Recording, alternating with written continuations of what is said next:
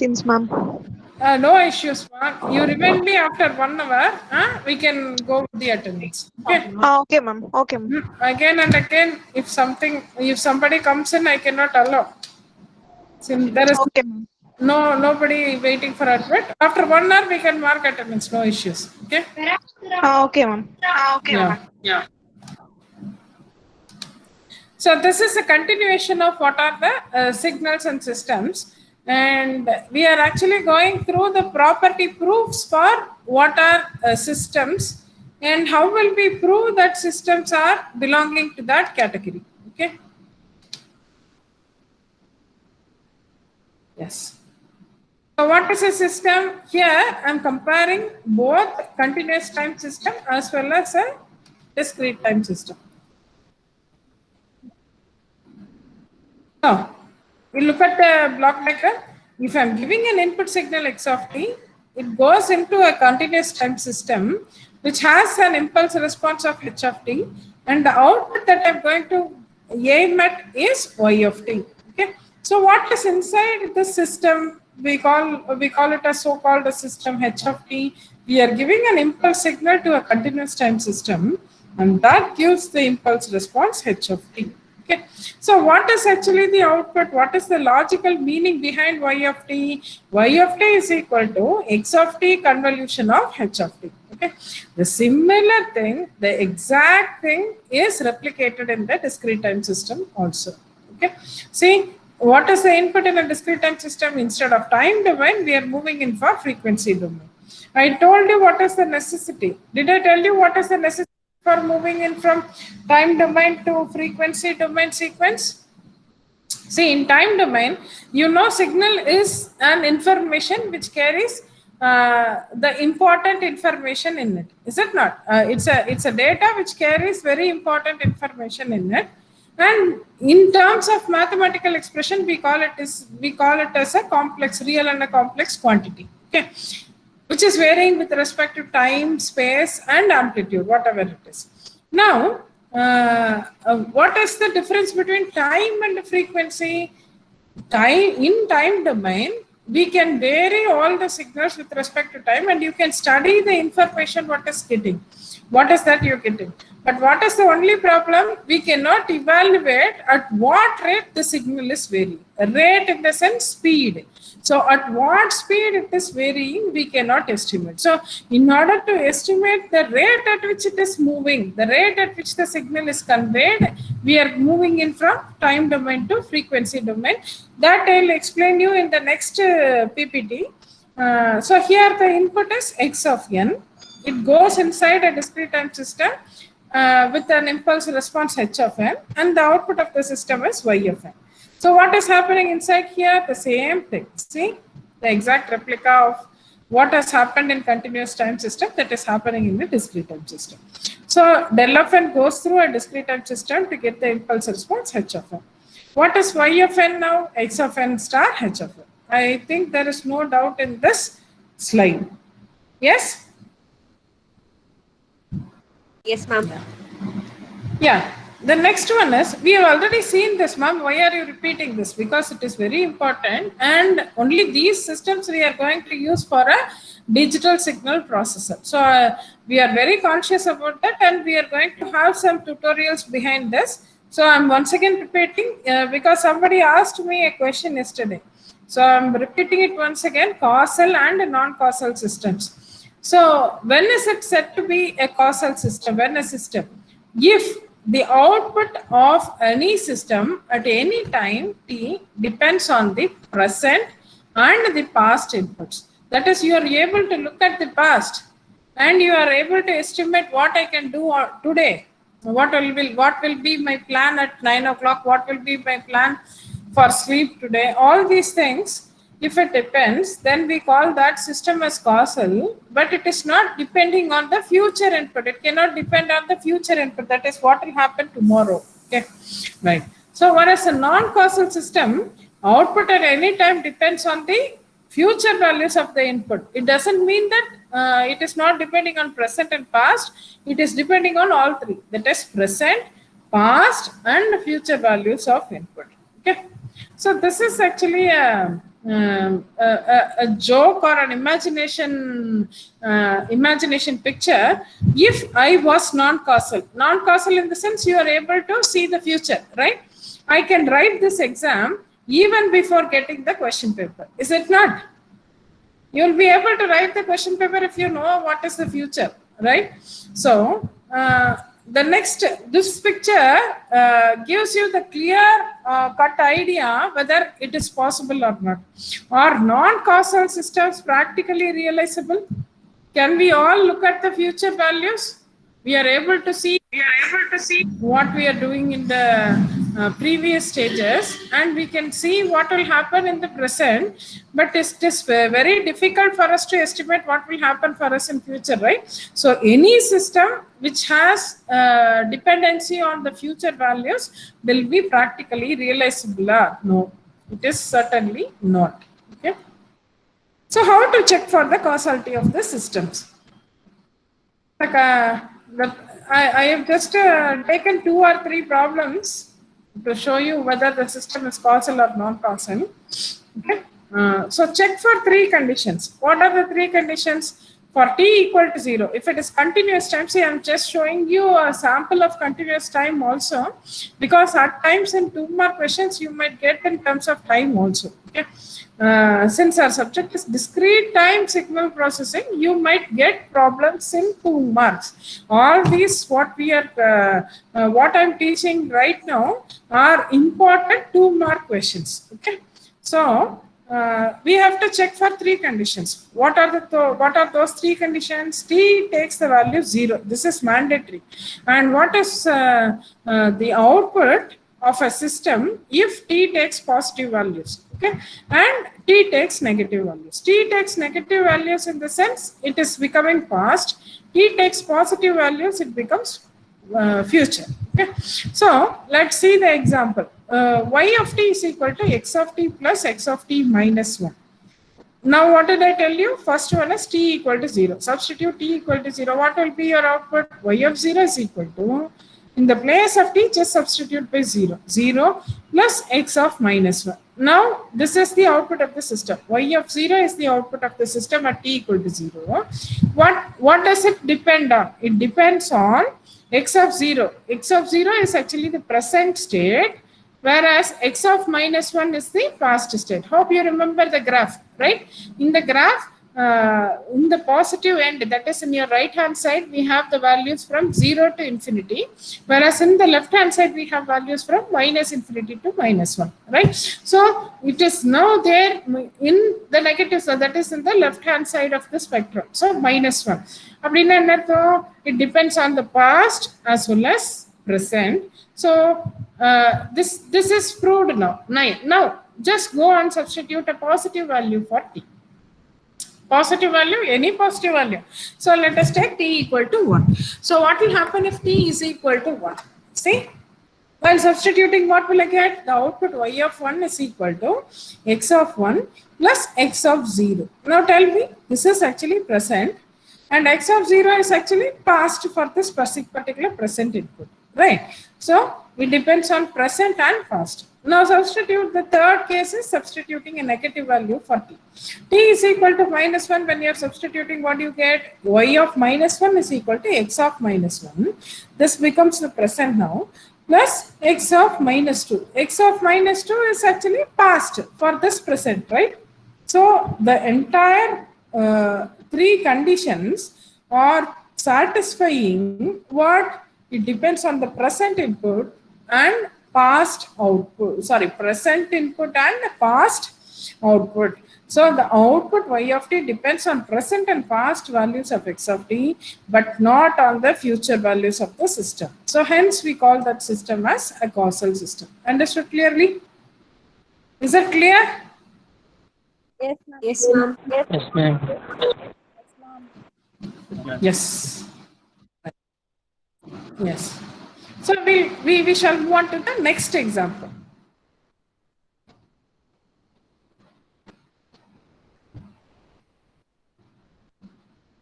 So the next example is y of n is equal to x of 2n. Now I told you First one is to substitute. Now this is given in discrete type, right? So n equal to 0 substitute, y of 0 is equal to x of 0. It depends only on the present value. When I'm substituting a positive value of n equal to 1, what happens? Y of 1 is the output at the present time. Whereas it is depending on, it is 2n, yeah. So 2 into 1 becomes 2. So this is becoming future. 1 depends on 2 in the future, right? So output y of n is depending on the future values of x of n. Hence we call that system as non-causal system. Okay. Similarly, y of n, the third problem, y of n is equal to x of n plus x divided plus 1 divided by x of n minus 1. The same way, substitute n equal to 0 and check, n equal to 1 and check, n equal to minus 1 and check. So here, after substituting the values, we are able to find out output y of n depends on the present and past values of x of n. So the answer is, the system is a causal system. Understood clearly? Ma'am. Yes. The next type of system. See, all these are mathematical ways to find out whether the system is belonging to that category or not. So I told you what is linear system. If I'm giving an input, you give an output, right? So that is linear system. See, if the response is a straight line, see, look at the graph. If the response is a straight line, then we call that system as linear system. If the response is not a straight line, if it is curved like this, or it can be any curve sort of thing, right? So then that becomes a non-linear system. So straight line, getting a straight line is linear. Getting a curved line or some other line is not, that is simply not just getting a straight line. We call that system as a non-linear system.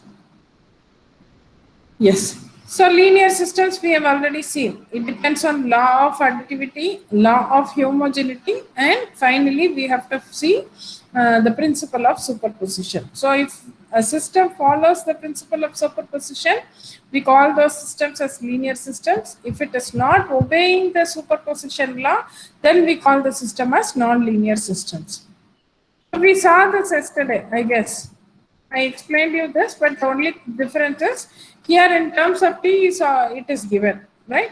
So law of additivity is, so individually adding the systems and getting the output, and this is actually, I showed you one LHS is equal to RHS, right? Which stated y of t is equal to y dash of t. Then we call that system as linear system. So laws of homogeneity is multiplying it with the arbitrary constant. So this is law of additivity and this is law of homogeneity. Now what do we understand from these two laws?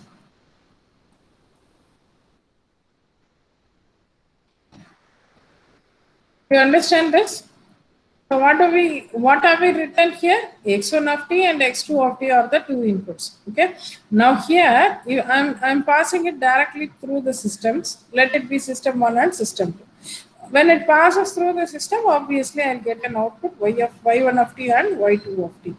After getting y1 of t and y2 of t, we are multiplying with the arbitrary constants a and b. After multiplying, it goes to an adder. So what happens here?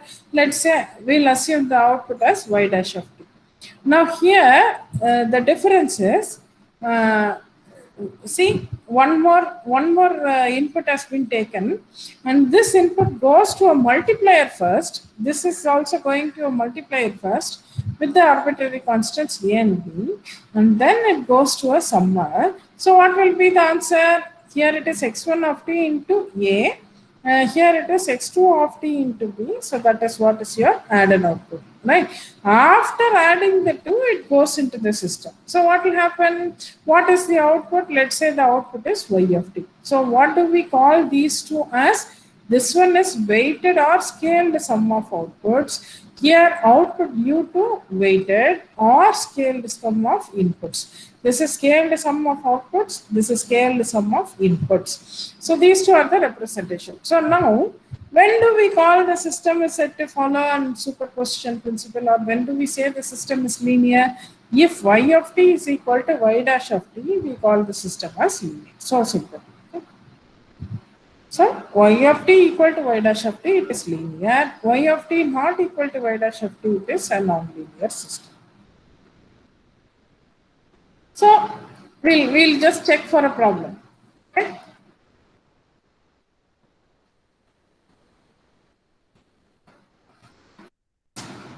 How to check for the system? Let's say the system is y of t is equal to t into x of t.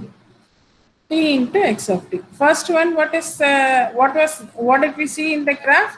We saw in the graph scaled sum of outputs, right? So scaled sum of outputs is y1 of t is equal to t into x1 of t, y2 of t is equal to t into x2 of t, and then multiplying it with the scaled outputs a and b, we get these. So what is y dash of t? Do remember that block diagram. So y dash of t is equal to a into y1 of t plus b into y2 of t. Then add, we know what is y1 of t and y2 of t from this equation. Add those two, you get what is y dash of t. So this is y dash of t, let that be equation number 1. So which we call as weighted sum of outputs. Next we are supposed to calculate the scaled sum of inputs. So input scaled sum in the sense, we are supposed to find out what is y of t, right? So what is weighted sum of inputs? Let x of t is equal to a into x1 of t plus b into x2 of t. So this is our assumption. Okay. Now we know that y of t is equal to t into x of t is the actual problem given to us. What is x of t? We have assumed the scaled sum of inputs. So sum of inputs, we are assuming the scaled sum of inputs. So when it is scaled, what is the output you get? You multiply this t here inside. So you will get a into t into x1 of t plus b into t into x2 of t, which is equal to y of t. So this is equation number 2. Compare this y equation 1 and 2. What do you get? Y of t is equal to a into y1 of t plus b into y2 of t in both the cases, which means y of t is equal to y dash of t. So the system is said to be a linear system. Okay. So one more problem for you.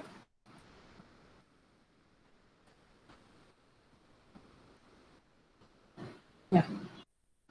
Now look at this. Once again, the same thing. First one is scaled sum of outputs we have to find. So outputs individually, you are calculating it. Say y of n is equal to a into y1 of n plus b into y2 of n. In this case, what happens? Y of n is add both outputs y1 of n and y2 of n. Let this be equation number 1. The next one is weighted sum of inputs. That is scaled sum of x of n is equal to what? A into x1 of n plus b into x2 of n. What will be the case when y of n is equal for y of n? We know that y of n is equal to this. Now you substitute a into x1 of n plus b into x2 of n, right? So y of n will be equal to now 2 into in the place of x of n, I will multiply it by this equation. Now multiply it and look at the equation. So while comparing these two equations, whether these two are equal, no, it is not equal. So we call the system as a non-linear system. Understood up to this clearly?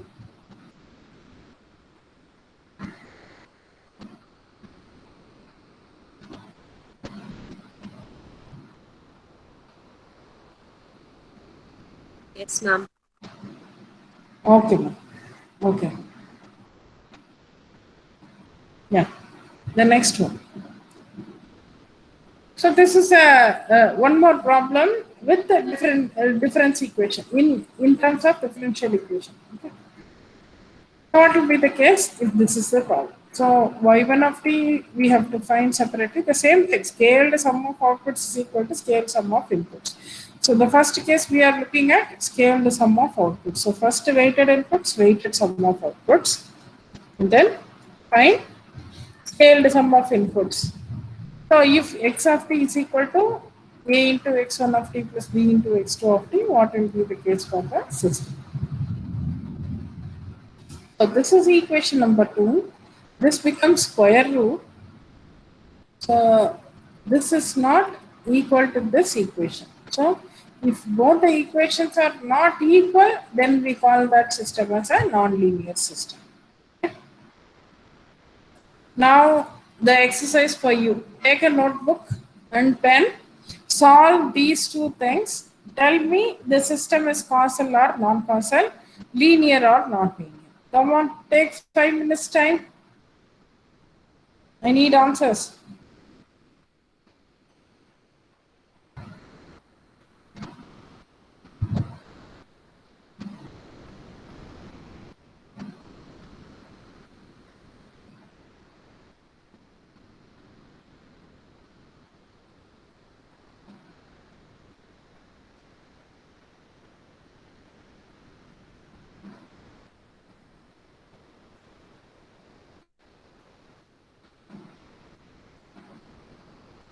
Are you all doing it?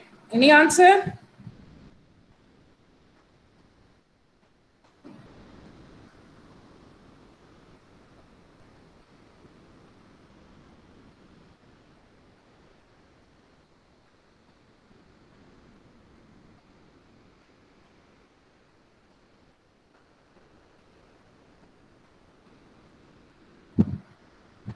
Anybody is doing the problem? Are you following the instructions? Yes, Yes, ma'am. Yes, yes. Section timing. Yes, ma'am.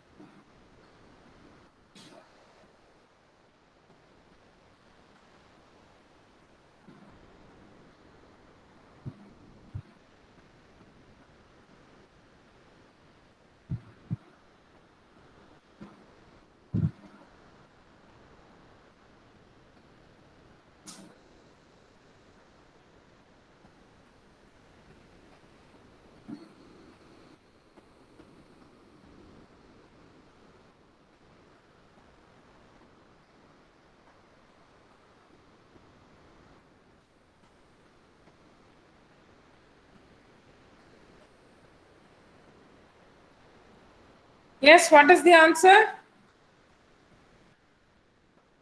Whether the system is causal or non-causal? Causal, ma'am. Causal. Very good. Causal, ma'am. Causal, ma'am. Causal. Causal, ma'am. Okay. Well, what about the linearity?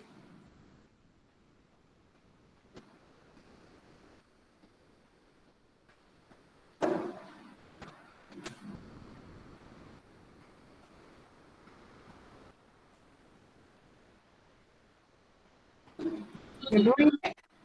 Non-linear. Non-linear. Yeah. Yeah, I'll just give you a hint. See, a system with constant, a system with logarithmic expression, a system with exponential will always be non-linear. Okay, so this is the hint I am giving you. Okay, so with that, we'll just move on to the next topic. So the system given to you is a causal system and a non-linear system, right? So we'll just move on to the next slide.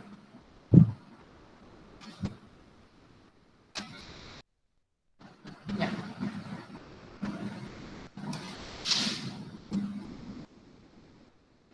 So this is simply just a recap of what we have seen in the previous class.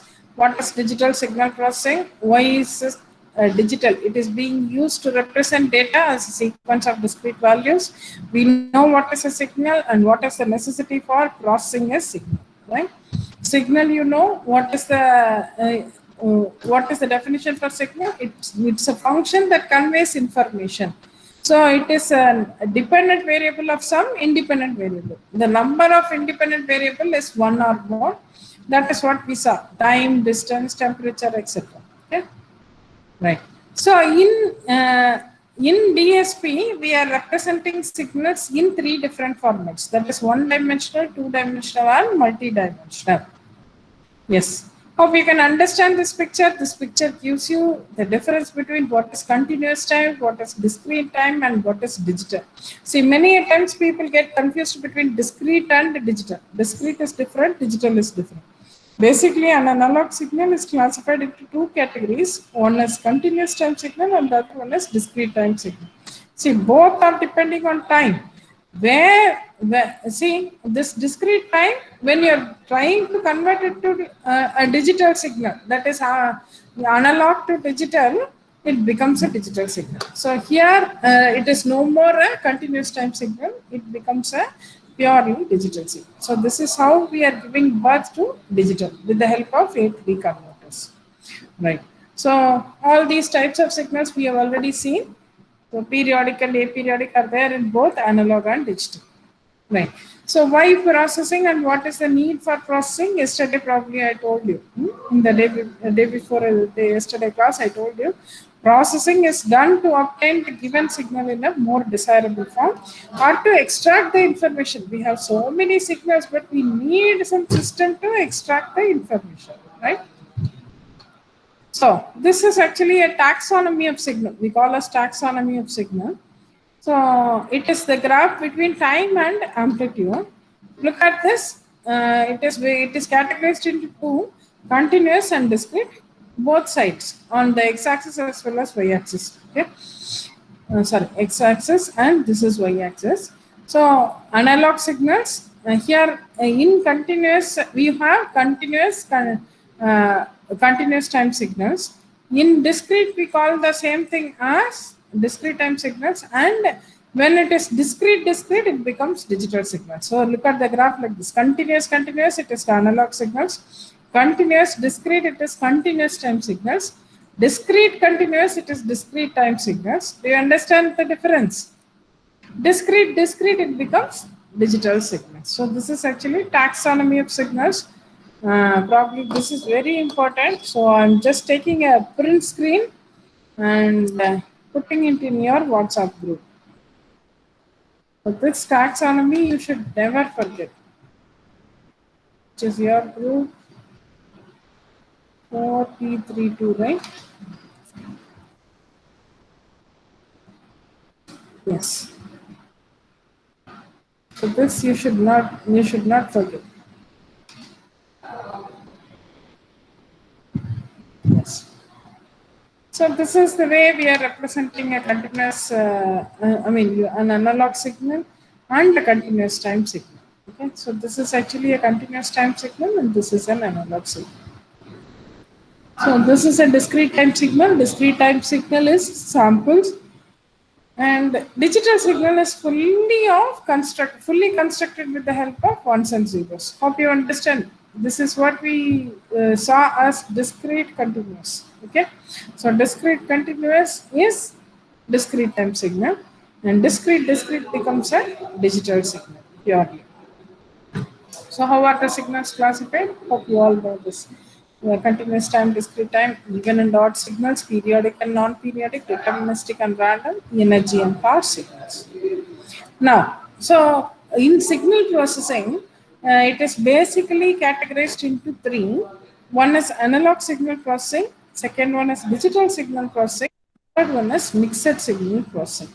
So in all these three processing, I hope I have explained you what has happened. So analog is purely in analog, right? Input signal is analog, the system is analog, and the output is also analog. Digital is input is analog, it is converted to digital, and it is processed as discrete time system, and then finally once again it is converted back to analog. Mixed is both analog and digital. Why DSP? Why not ASP? I told you why are we preferring this digital signal processing? Because it should be the natural choice if the signal is digital. Okay. So this is what is happening in a digital signal processing implementation. See, analog input, I'm giving an anti-aliasing filter sample. I'll explain you what is this anti-aliasing filter sample and whole circuit, all these things, right? So it is simply a microprocessor which has an algorithm sitting in it with a sample and hold circuit, ADC, and a digital to analog converter circuit. Yeah. Hope you would have seen this in physics. What is this? What picture is this? Very good. Prism. What will happen if I'm giving a white light? It spreads into a spectrum of colors, right? When a white light is passed through this prism, and if you are looking at the other side of the prism, what will happen? You can look at the spreading of colors. We call that as spectrum, and that spectrum is spread in WebGR format. That is where we are saying WebGR, right? So, this is actually Fourier transform. That is, when I'm giving white light, it gives rise to so many other combos. So why Fourier? All the signals are in time domain. Why should we go for frequency domain? I told you, right? This is the important reason. All the critical information about the signal lies at the frequency domain. See here, this is your a time domain side. I'm giving only a white light. See, this is frequency domain side. See, look at the frequency. It gives you more information about the same white light. When it is passing through the prism, it gives you more information, right? So it is easy for us to identify if the information is more. Okay? That is why we are moving in from time domain sequence to frequency domain sequence, and that too it is done by using Fourier transform. What are the other transforms you have actually looked at in signals and systems? Laplace transform. Okay. Laplace transform. Very good. Not only transforms, but series you have seen, you would have used a Fourier series, right? Trigonometric series. Yes, Fourier series you would have used, right? So, what do we hope to achieve with this Fourier transform? What is it possible?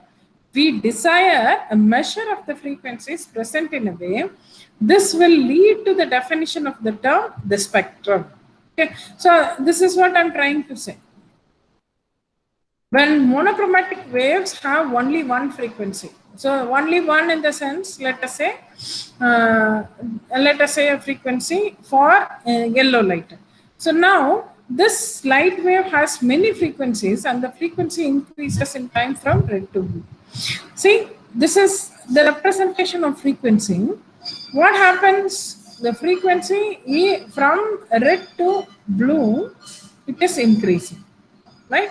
It will be nice if our measure also tells when each frequency occurs. So this is what is very, very important. You can say high frequency, low frequency, but you have to be very clear when is it that when is the frequency occurring, right? So this is what we have already seen, but still.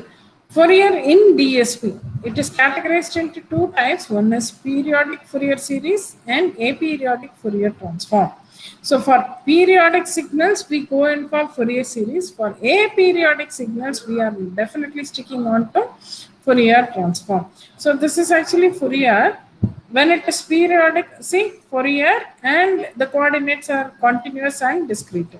This side it is periodic and aperiodic. When it is periodic and continuous, it is CTFS. When it is periodic and discrete, it is DTFS. When it is aperiodic and continuous, we call it as CT and CTFT, that is continuous time Fourier transform. It is aperiodic and discrete, we call it as discrete time Fourier transform. Understood clearly? Once again, this is also a very important picture. I'm just posting it here. And I think somebody is waiting for admit. We will give admit and then come back. These two are like mantras of signals and systems. Hopefully you have seen in signals. Am I right? Did your teacher teach this technique? Yes. This is actually the hint of your signals. I thought somebody is waiting. Okay. I'll just continue. Yeah. So this you are getting it right. So when you say it is periodic, either it is continuous or discrete, we are going to use Fourier series. Whether when you say aperiodic, we are going to use continuous and Fourier transform for both continuous and discrete. Right. What is the difference, ma'am? You're saying Fourier series and Fourier transform, but it is supposed to be given by the same fellow named Fourier. But what is the logical difference between this Fourier series and Fourier transform? Yes. So this is actually the best example. Fourier series tells us how many types of rupee notes are there. Let's say the example is, let's say I'm having 10,000 rupees. It will say how many types of rupee notes are there. How many types of rupee notes are there? It can be hundreds. It can be a combo of hundreds, 500s, 2,000 rupees notes. That is, it tells yes or no. Whether it is available or not, it will tell. Okay. So this is what is conveyed by Fourier series. Whereas in Fourier transform, this transform tells us how many rupee notes are there. How many rupee notes are there present exactly.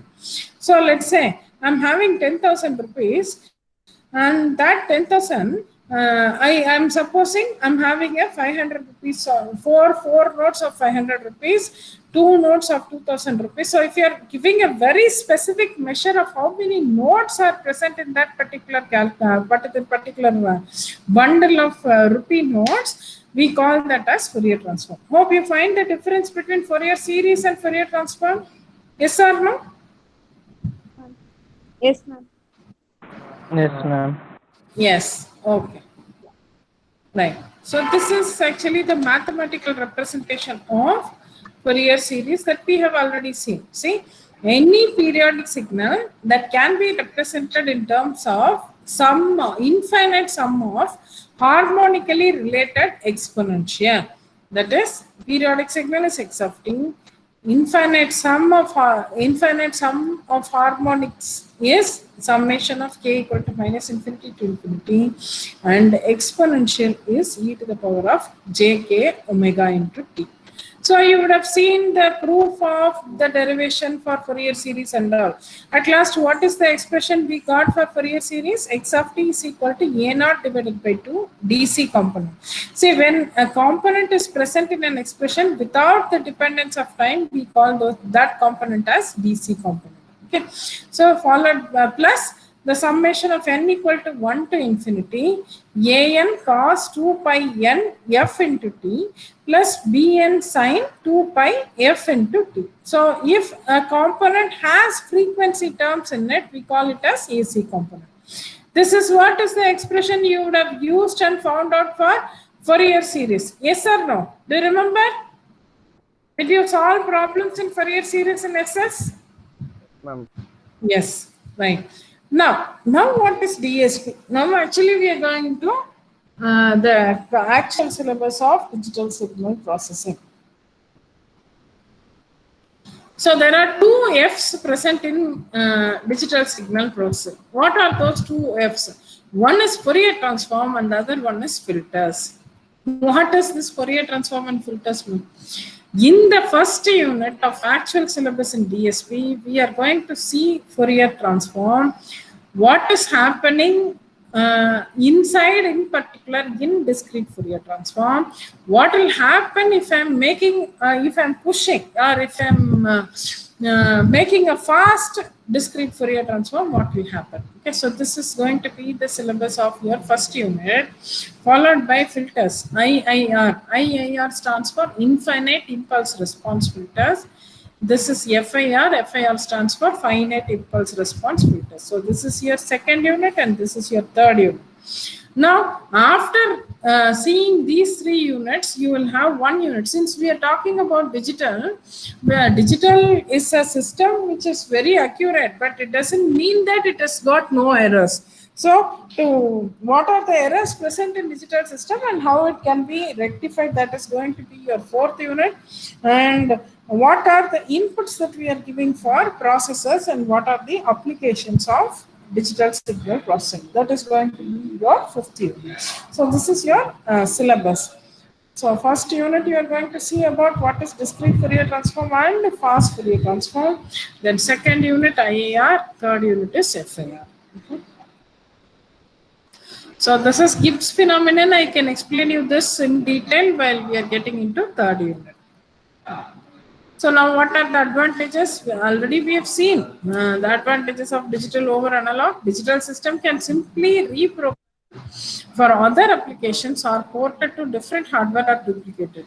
It is adaptable. Okay. So DSP provides a better control of accuracy requirements. Digital signals can be easily stored without deterioration and more sophisticated signal processing algorithms can be easily implemented.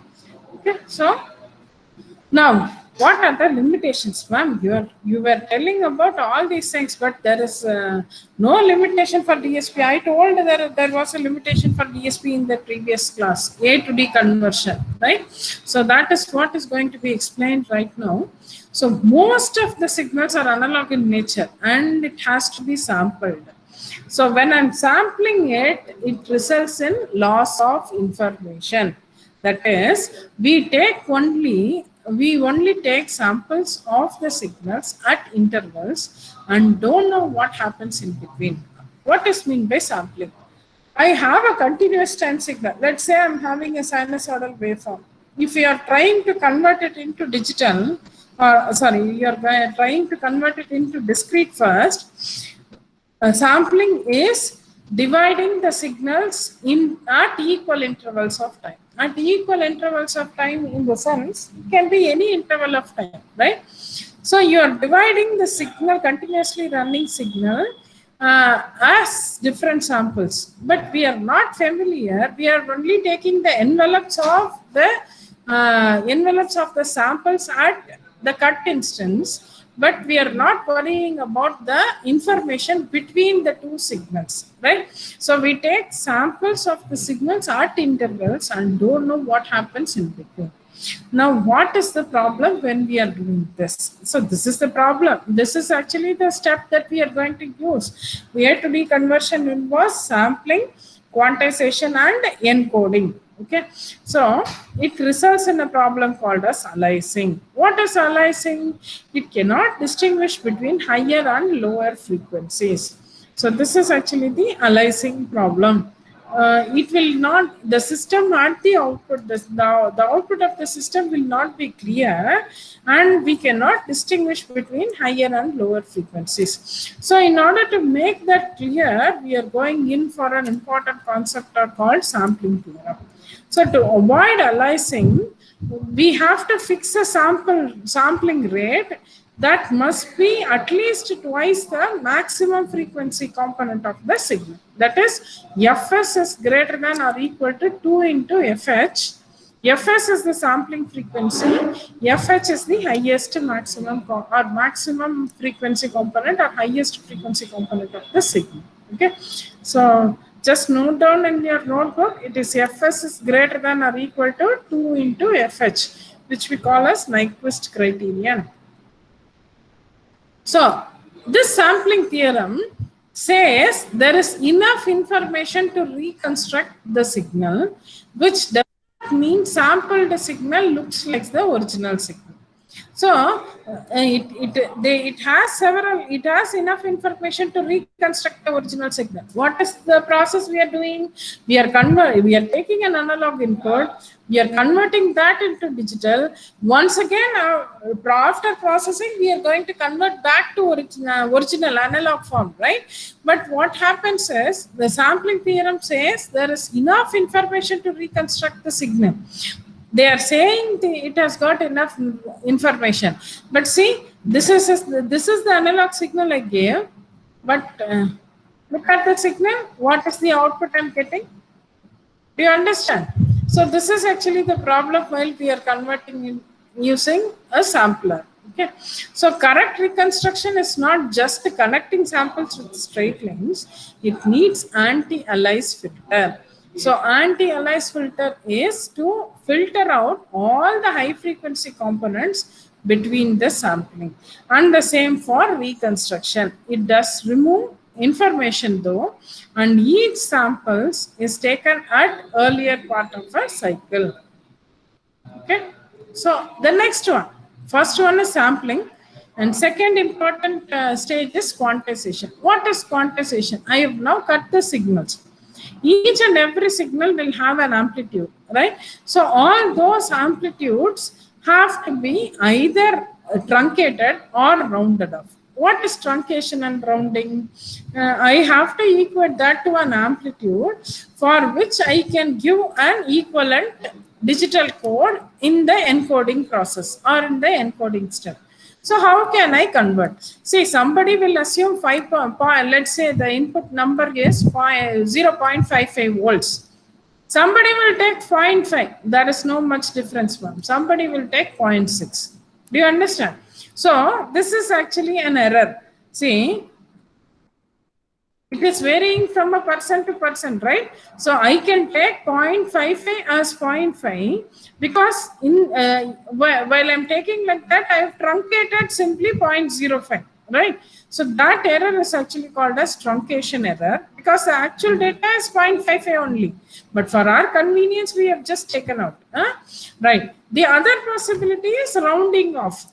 Rounding off is 0.55, I am rounding it to 0.6. So in both the cases, it results in error, it is not the actual information. So most signals are analog in nature and have to be sampled.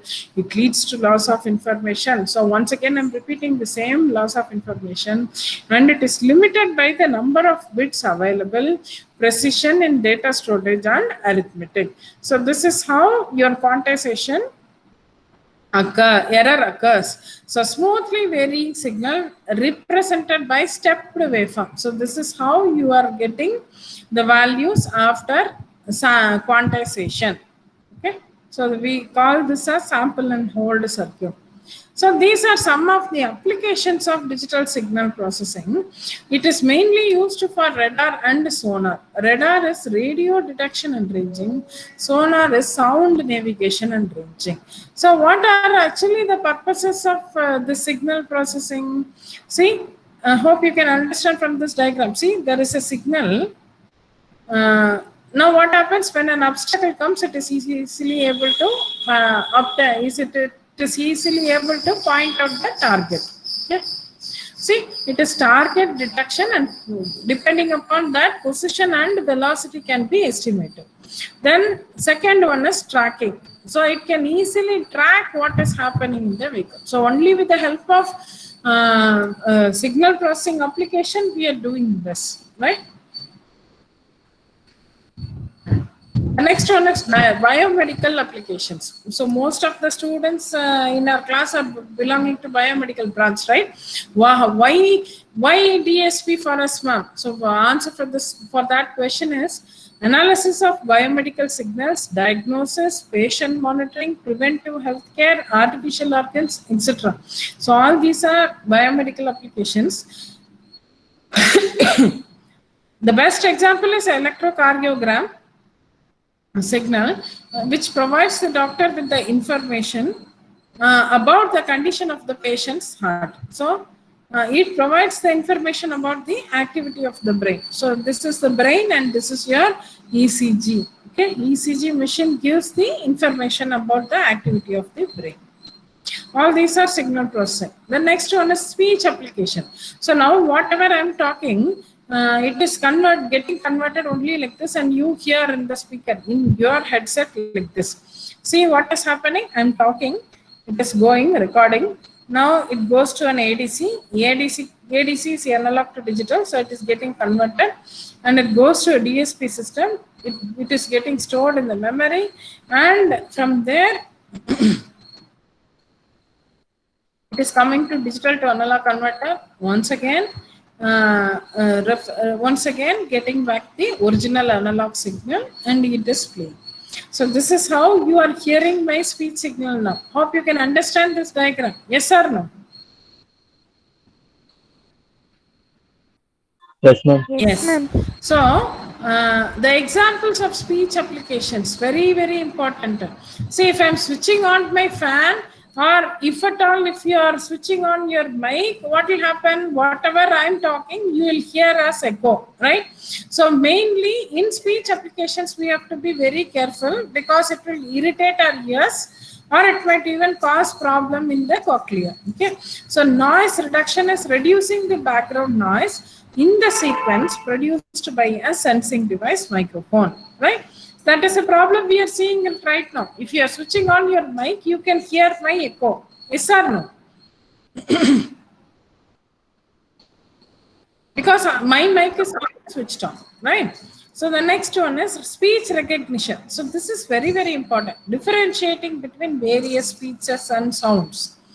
How do we differentiate? See, your Google speaker is a very good fellow, and it is identifying it's a man voice, a child voice, or irrespective of the voice, it is simply giving you the text converted in English, right? So that is an excellent example of or application of speech recognition and synthesis of artificial speech. So text to speech systems for blind. This is one of the important application of DSP. So applications of communication. So whatever we are enjoying right now is actually an amazing thing of DSP. That is through telephony transmission of information in digital form via telephone lines, modern technology, and mobile phones. Encoding and decoding of the information sent over a physical channel. That is to optimize the transmission or detect or correct the errors in the transmission. Right. So the last very important thing is image processing. So because of the signal processing application in image processing, we are easily identify the cancerous portion of a patient. So we are easily able to identify using a camera and using a camera, the pinhole camera nowadays doctors are operating, right? So all those adventures are made possible only by using this image processing applications of DSP, right? Even coronavirus, they are able to identify only based on their genetic properties of the image. Okay? So last, multimedia, hopefully you know nowadays we have MI TV, Apple TV, everything is clubbed onto the same device. You have all the applications on the same TV. And the next one is music applications. Some music applications are examples are recording, playback, manipulation, that is mixing and special effects. All these are signal processing. Okay, so automobiles are undergoing a digital makeover. So when it is having lesser DSP, it is a problem. It is creating a problem like this. When it has got more DSP, the image might be a superficial image, but still the applications are very big. So there are widespread applications in embedded system, embedding the system also. So almost all telephone, computer, camera, mobile, traffic signal, whatever it is. Okay. So this is the application of DSP practically. Okay. Right. So any doubts in this? Clear up to this?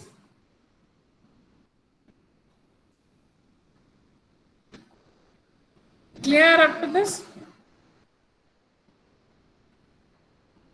Yes, can you hear me? Yes, ma'am. Yes, ma'am. Yes, ma'am. Ma'am, clear, ma'am. Yes, ma'am. Okay, ma'am. Once again, I'm just taking attendance. I'll just check if somebody has joined. Anupriya is absent. Absent, ma'am. Anupriya absent. Bharat. By any chance, Bharat joined? Ganapati? Madhurima? Somebody told Madhurima is present. Yeah? Present, ma'am. Yes, ma'am. She is present, ma'am. Okay, I'm changing. She can't hear your voice, ma'am. Okay, ma'am, I have changed. Madhurima is present. Okay, ma'am. One second. I'm just locating only the absentees. Prakash Raj, Bhuvanesh, Shanmugaraj, Sri Charan. That's it. So Madhurima is the only other person.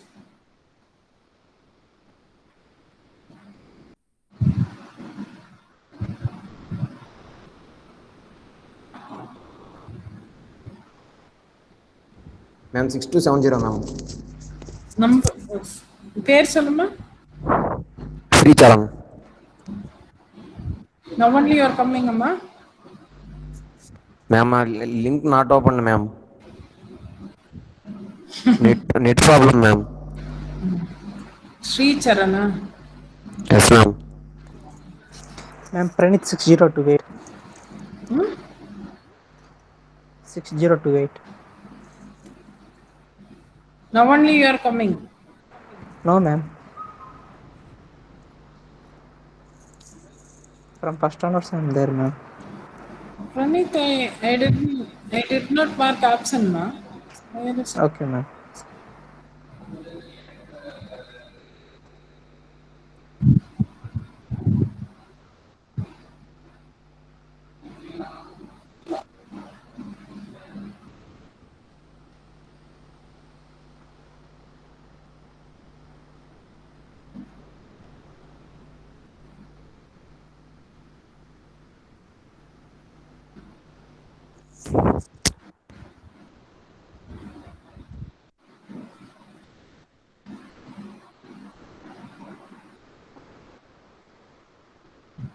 Anupriya, Bharat,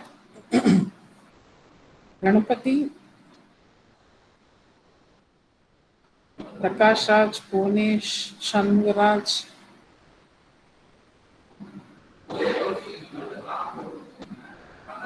Only of the absentees.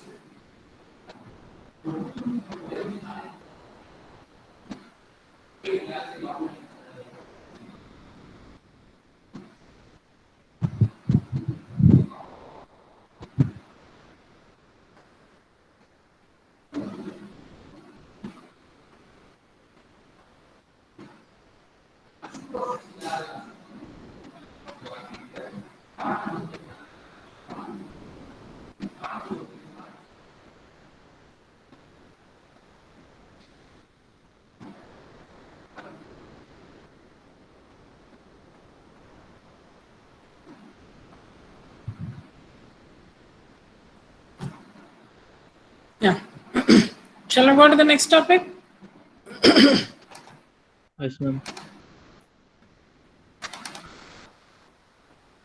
So the next heading is DFT. So we are actually now only getting into the first unit. Discrete Fourier transform properties. Or whatever I have taught you is all there in the first unit. Don't worry. All those are review topics, but actual mark-based questions assessment will come from these topics. Okay. So DFT properties. Here we have seen so many properties for so many transforms, but here we are going to look at 23 very important properties which is listed in your syllabus. First one is linearity. So linearity we have seen already, but just explaining you once again. So what is DFT? DFT stands for discrete Fourier transform. If x of n is the signal, the discrete Fourier transform x of k of a signal is given by x of k is equal to the summation of n equal to 0 to n minus 1 x of n into e to the power of minus j 2 pi k n by n. So this is actually the formula for discrete Fourier transform. Okay. So what is DFT?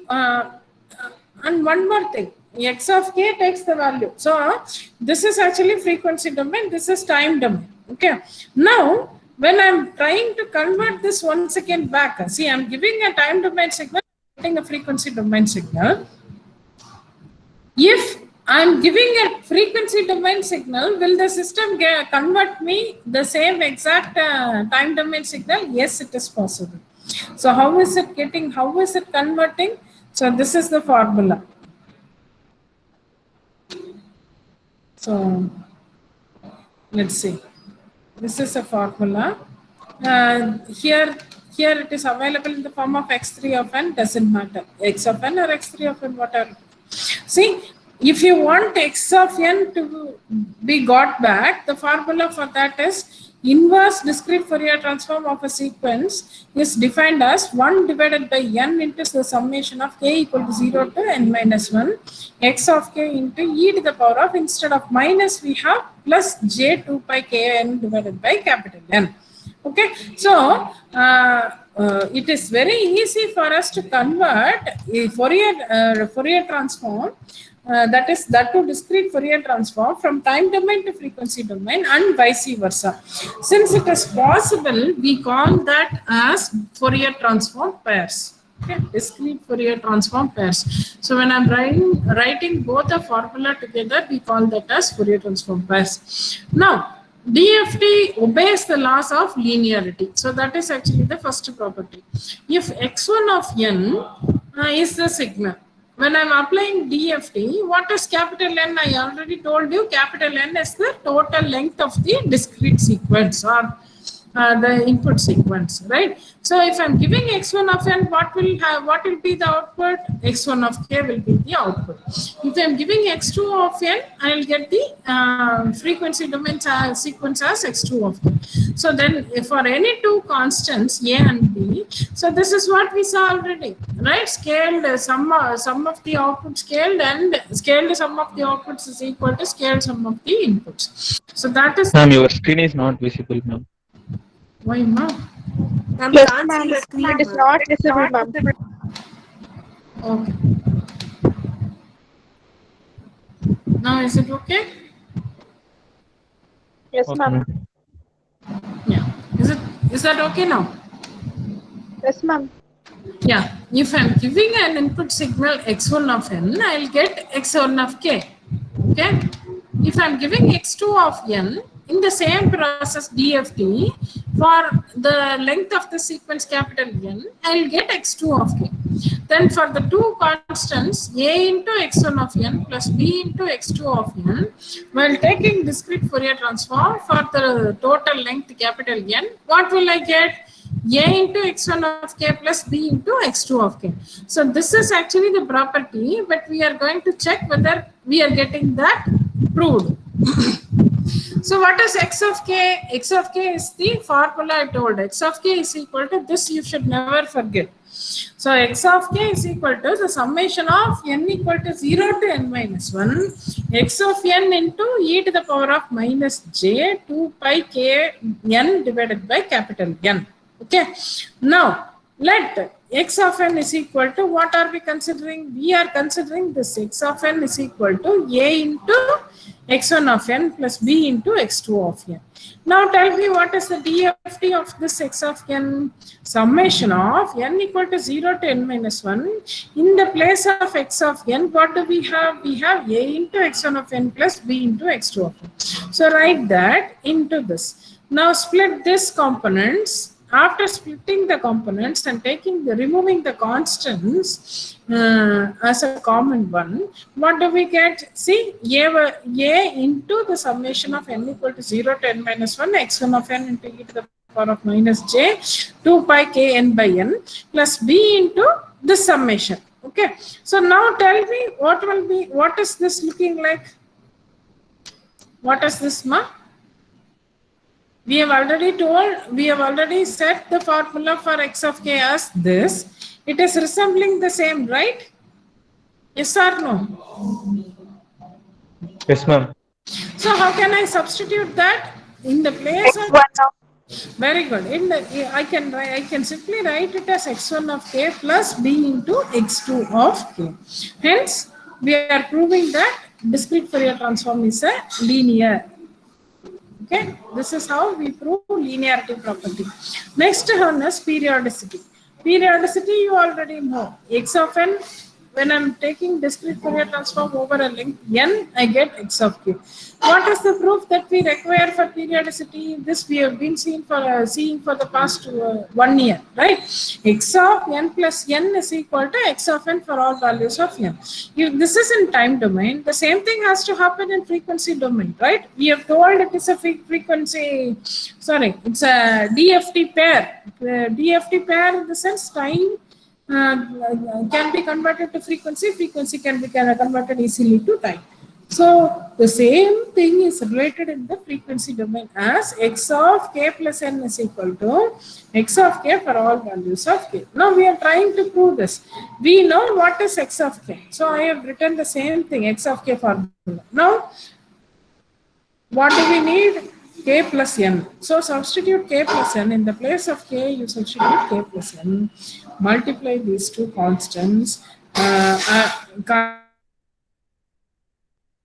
I cancel out this n. E to the power of minus j2 pi becomes 1.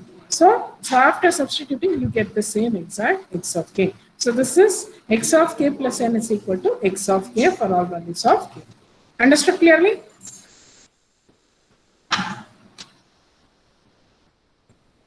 Yes?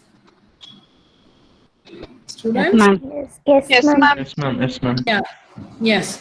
The next property is very, very important property. Multiplication of two DFTs and circular convolution. So when I'm multiplying two DFTs, I get actually circular convolution, and this process is called as circular convolution. While doing it as problems, it is very easy. And this property is a very important property. This properties might be asked in 10 marks or a 12 mark question. Okay. So the property says x1 of k, x1 of n.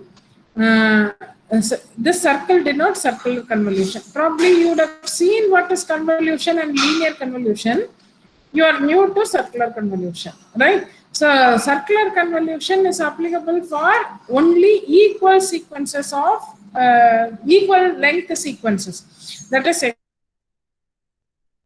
x1 of n should also have the same length and x2 of n should also have the same. Now multiplying these two signals and taking discrete Fourier transform, I get x1 of k into x2 of k. Now x1 of k and x2 of k are got. Now we have to get back the original time domain sequence, right? So let us say this x1 of k into x2 of k is x3 of k. So in order to get x3 of n, what is the inverse of x3 of n? x3 of n, isn't it? So x3 of n is equal to the summation of m equal to 0 to n minus 1, x1 of n into x2 of n minus m, double parenthesis n. So this double parenthesis actually represents circular convolution. Okay. So how are we going to prove these two? Let's say we'll assume what are x1 of n and x2 of n. Both of length n. I told you the length are same. So their respective n point DFTs can be written as, we know what is x of k, right? The same thing can be expanded for x1 of k and x2 of k. Here the k is taking the values from 0 to n minus 1. If we multiply these two DFTs, what will be the resultant? Let's say, let us consider when I multiply these two, I'm getting x3 of k. x3 of k is equal to x1 of k into x2 of k. So what is the inverse discrete Fourier transform of x3 of k? It is x3 of n. What is the formula for it? We saw this already, right? So x3 of n is equal to 1 by capital N summation of, now ulta sequence. Instead of time, a frequency factor has to come. Wherever you see time, time has to be replaced by frequency. Okay. So here the limits vary from k equal to 0 to n minus 1. x3 of k into e to the power of j2 pi kn by capital N. Right. What is x3 of k? Substitute x1 of k into x2 of k.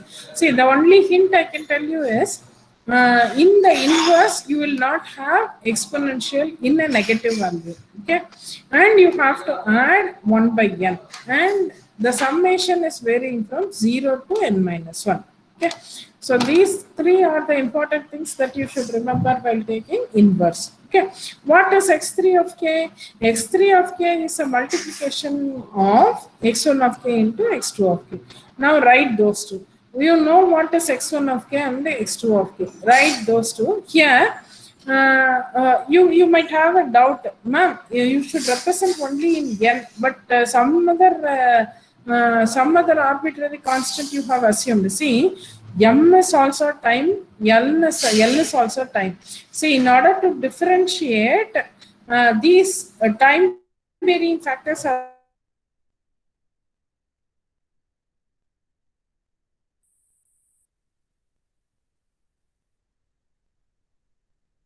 different, we are simply assuming. See, this m, l, all these are time constants only. So what will happen? I'm trying to bring in the common components. See, there are so many common components. Exponential is a common. So we are trying to bring in the limits and exponential as common. So this exponential is expressed as a geometric expression, a of k. See, a can be assumed to be this e to the power of j 2 pi k of n minus m minus m divided by capital N, a to the power of k. This geometric series you would have seen in your mathematics itself, right?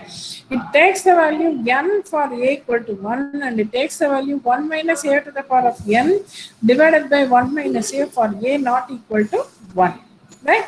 So for a equal to 1, we have to now consider, see, mathematics itself is simplification, right? So how will you simplify this sequence? Let us assume a equal to 1. So what will happen when a equal to 1? It has to take the value capital N. When a not equal to 1, you substitute the same thing here and check. It is not equal to 1. Substituting and check, it is equal to 0. So this is the expression, simplified expression. Summation of k equal to 0 to n minus 1, a to the power of k is equal to n for a equal to 1 and 0 for a not equal to 1. So from this we are writing the original expression of a, replacing with this, because we have assumed a is equal to this, right? So I'm just bringing in that and expressing the same thing. Okay. So now go back and use this equation in the original equation and substitute, rearrange the constants. You get this output, that is x3 of n is equal to summation of m equal to 0 to n minus 1, x1 of m into x2 of n minus m. Okay. Circular convolution of two finite sequences is given by x3 of n. The second sequence, this second sequence is circularly time reversed and circularly shifted with respect to the first sequence. So this is circularly time reversed and circularly time circularly shifted with respect to the first sequence. Hence,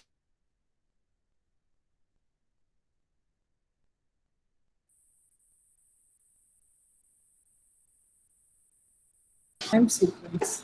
Hence, this is actually, this is purely about the properties of DFT. All of you?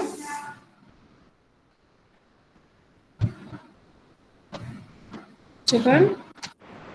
Yes, ma'am. Are there any doubts in No, these ma'am. properties? Yeah.